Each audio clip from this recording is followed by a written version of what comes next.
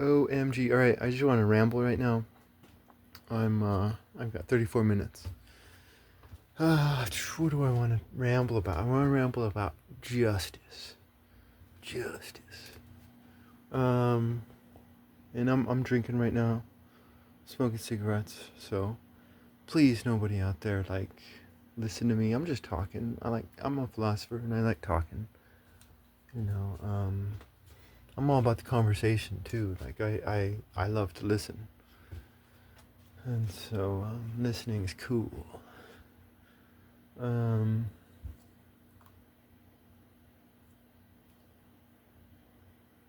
but I was listening today about the Salem witch trials, and I was just like, OMG, this is like shocking.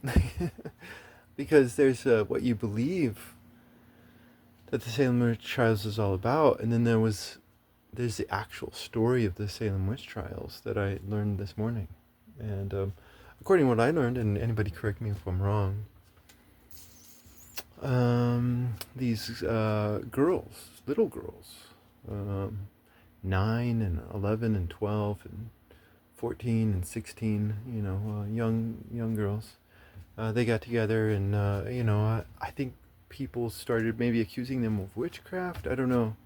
But they, in turn, started accusing others, right? And, like he quoted this paper done by this Harvard or Yale woman, and she looked at the Salem witch trials from a purely economic and political lens, right? And when you see it through an economic and political lens, then you see that these girls are targeting because every community has their own rivalries or groups or cliques. Um, a strange network, and these girls were attacking other people within this like network and shit, right? Um, they eventually they eventually started attacking they attacked this clergyman, this Protestant preacher, right? And at one point, I think maybe right before he died, he got up there and he recited the Lord's Prayer. And this is supposedly impossible for a witch, right? So this was a Protestant man who was being being killed as a witch, right? It's like, wait, what? That's not what I thought the witch trials were about. Because you got you got the toxic agendas out there, and then you got the reality, and it's like, I don't know, if you look at this reality, it's just so strange.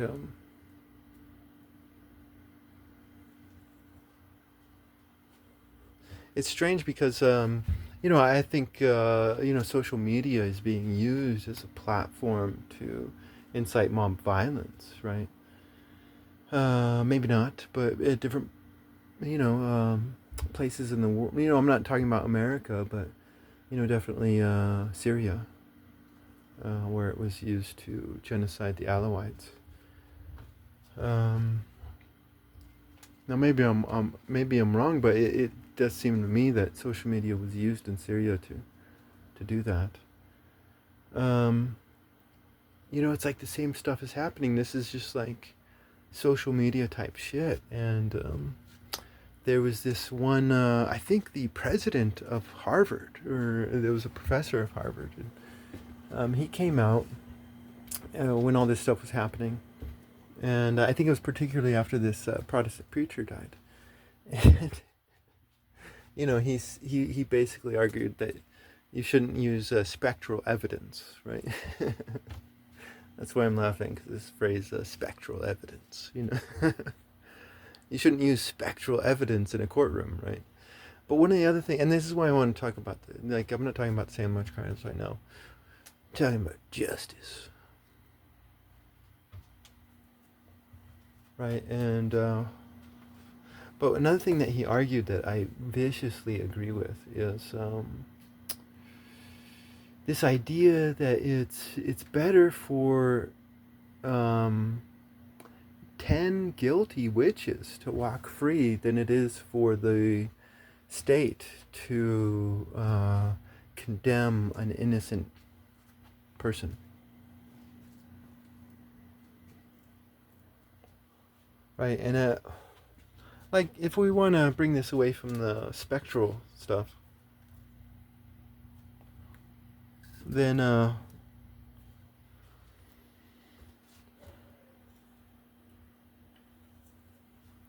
we could talk about intent, right?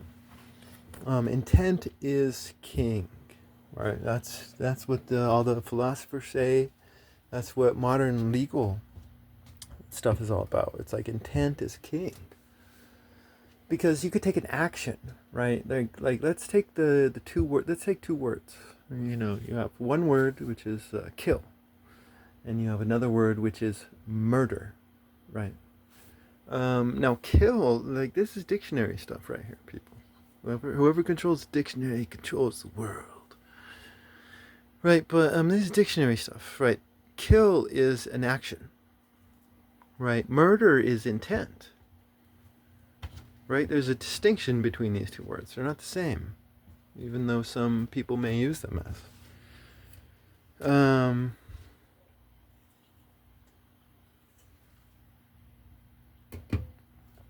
But that's the weird thing about intent, right? If intent is king, you're never, ever, ever, ever gonna know another man's intent. Ever. It's an impossibility. So justice itself is built upon this impossibility.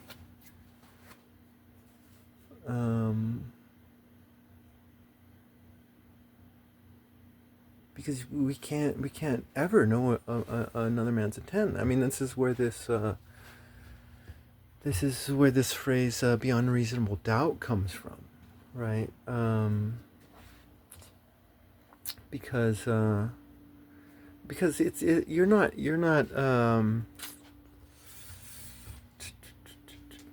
I don't know, like, beyond reasonable doubt. So, like, you're basically just this guy did this, and you know, there's a distinction made between murder and self-defense. You know, and you know, this is where this word qualities come from. There are qualities to each.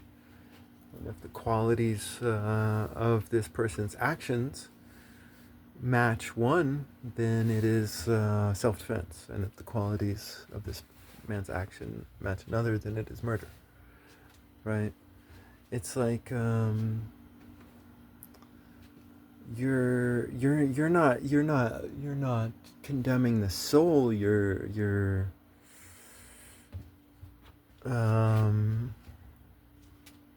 extracting balance, right? I mean, I think I've heard this phrase, judge others as they have judged, right? And so, I don't know, you know, it's just, oh my God, there's just this hole there. Okay.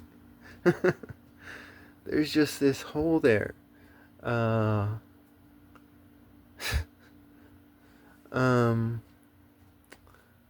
No, there is. There's this hole there, because it's like, it's just so weird, right?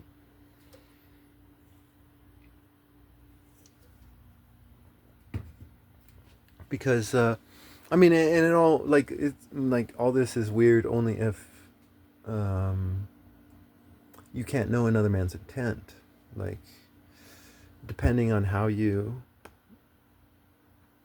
side on that statement, if you side on no, you can't know another man's intent, then it all justice becomes weird.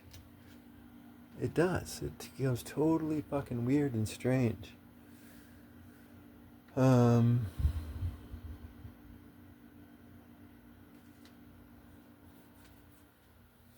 Now, if you think you can know another man's intent, then,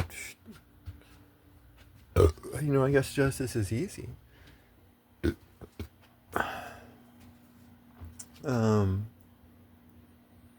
like in the Torah, it's like you have this phrase, "the quick and the dead," right? And that's because I believe that these Torah writers they would test their flock. They test them, and depending on what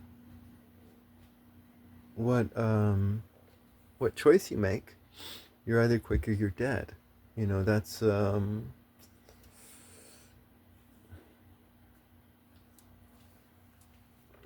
again, that's a very Spartan reality, and that's why I believe that it's not judgment of the soul, right? This phrase "quick and the dead," I think, lacks this judgment of the soul. It's like you made a choice, and because of this choice, you're dead, right? It's like I'm not your God, and I'm not judging you, right? I think there is this distinction, but I don't think I've totally bridged the gap yet. I mean, I just feels like there's just so many holes, or maybe just one in everything I'm saying, because you can't know intent, right? So I don't know. Maybe I have bridged the gap. Um,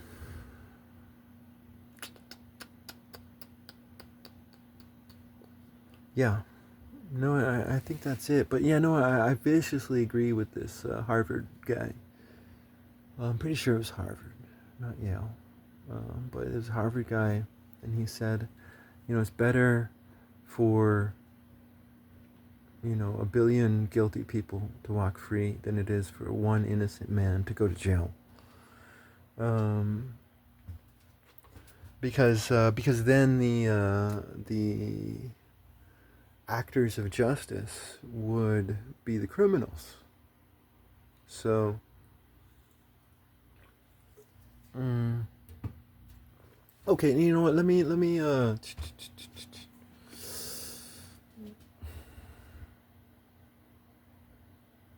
I mean, that's basically just arguing that you need evidence, right? Um, like for me, correct me if I'm wrong, but each judge has the power to allow a case into a court or not, and that's what really gets me, because there's some cases that are allowed into the court which shouldn't be, um, and there's others that should, and it all rests on whether or not, like, is there any. There's a distinction between hard evidence and what's the other fucking word, man? I haven't thought about this in a long time. Fucking circumstantial. That's it. So it's like you've got the hard evidence and then the circumstantial evidence, right? And there's a distinction between the two, right? And I'm pretty sure a witness has to be um, unbiased, right? So if someone's coming to the cops and they're saying blah blah blah blah blah, but they're like involved in it all, then they would be a biased witness. And if they're a biased witness, then that's not going to really be counted for. And like modern cops don't even make these distinctions. If it's someone living in the neighborhood, then that's a biased witness. It's a family member, that's a biased witness. You could have 50 biased witnesses, and that cop is going to be like, okay, we've got one side and the other, But if you've got a random person on the street, then that's an unbiased witness, and their testimony is going to carry more weight, or should carry more weight with that cop. But like I'm not even talking about cops, because it's like, man, there's just so many cases that should not be allowed in the courtroom because there's no evidence, and the evidence might even be all on the side of the defendant too. Like, ooh, it's like there's certain criteria for a court case, and if there's zero evidence, then there's zero case, right? And so yeah, no, I mean, I think there's a lot of great principles in the modern system, but I don't think they're being followed. You know, due process is completely dead in our country, right? It's died and like nobody's talking about it. Um, but no, like crazy, crazy. But anyways, going back to the weirdness of it all. You know, I mean, it is weird and strange, huh? Um, if in, if intent is king, and the king is a mysterious king, then hell shit just gets weird, right? Yeah, I don't know. What do you guys have to think?